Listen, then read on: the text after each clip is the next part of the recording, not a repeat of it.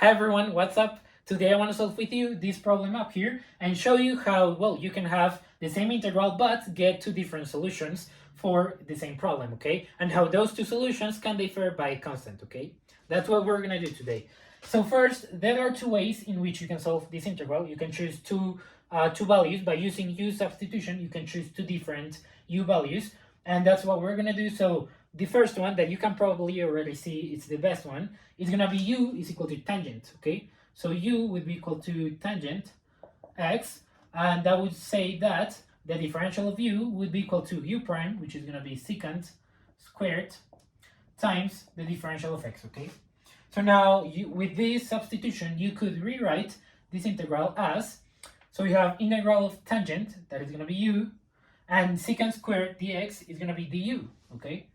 So this is the new integral that we get. And now it's pretty easy to see that, well, this is just going to be u squared over 2, this is just the power rule, plus c, okay? Now there's nothing too crazy going on just yet. The fun part is going to be, it's gonna arrive any moment when I subtract the two solutions that we get. But so the first solution is gonna be tangent squared of x divided by 2, okay? And of course, can't forget the constants. Now, we could also choose another value for u, which would be, let me write or. So you could also say, let u be equal to secant squared of x, okay?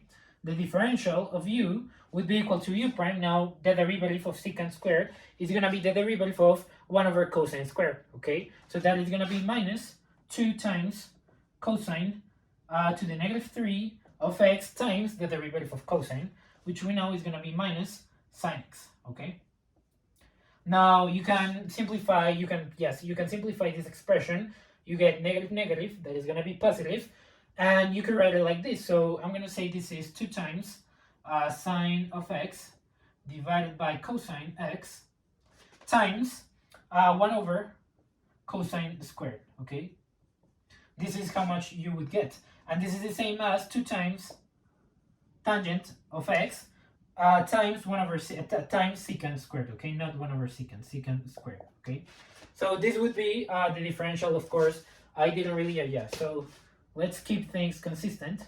So I didn't really write dx in all these expressions, so this would really be the derivative of u with respect to x, and that means that, well, the differential of u would be this expression times dx, okay? So yeah, I should write that. Which means that, all this means that du is going to be equal to 2 times tangent x times secant squared of x dx, okay? And now, you can probably see, this would almost be the solution. You basically already solved the integral because, well, this expression is the same as what you have in here, but I'm going to do the entire process so you see what's going on.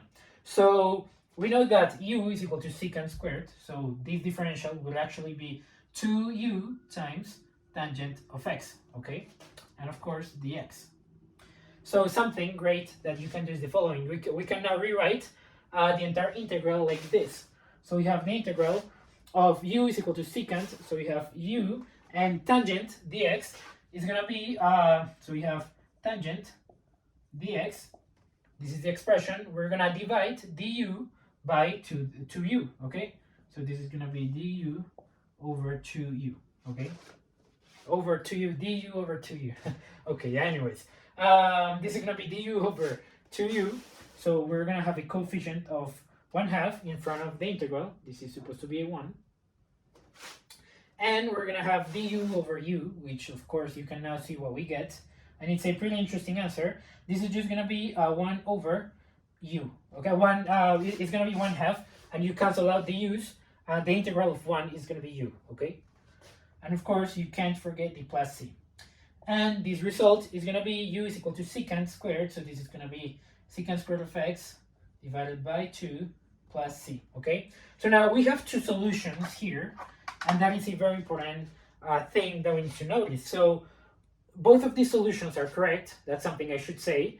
If you differentiate both of them, you will get back to this expression. In fact, when we differentiated secant squared, you can see that we got the same expression that we have in the integrand, but we just got a coefficient of 2.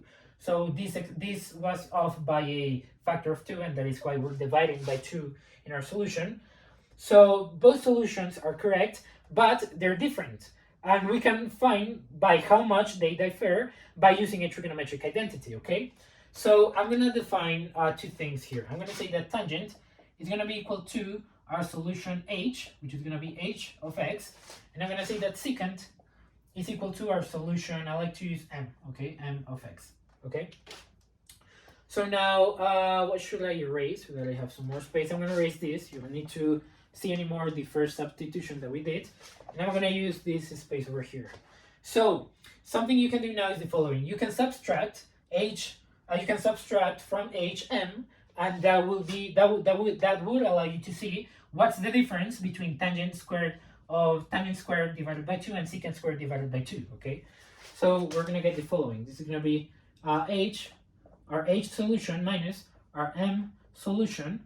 Well, we know they're going to differ by constant, okay? So this would be tangent squared of x divided by 2. Now, the constants c and c, since m has a negative coefficient, has a coefficient of -1, this would be c minus c, so I'm not going to write it, you know, they just disappear. And we get minus secant squared, okay? Minus secant squared x divided by 2. And we know this should be equal to a constant, okay? Now there's a pretty nice, I'm gonna erase this part now. So there's a really great trigonometric identity that allows us to relate tangent and secant, okay? So if you don't know this trigonometric identity by memory, don't worry about it. You just need to know the sine and cosine identity. So I'm talking about this one. So sine squared of theta plus cosine squared of theta is equal to 1. Now if you divide, I'm just deriving the identity. So if you divide this equation by cosine squared theta, you're going to get tangent squared. This is a 2. You're going to get tangent squared plus 1 is equal to 1 over cosine squared theta, okay? Which is the same as secant squared theta, okay?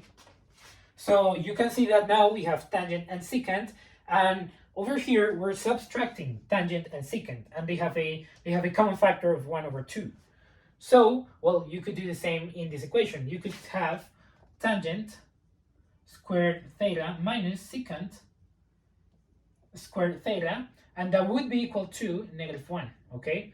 And now the only thing left, if you wanna, match this equation with this form, well, you just simply need to multiply the entire thing by 1 over 2, okay? And this would allow you to get tangent squared divided by 2 and minus secant squared divided by 2, which is what we have here.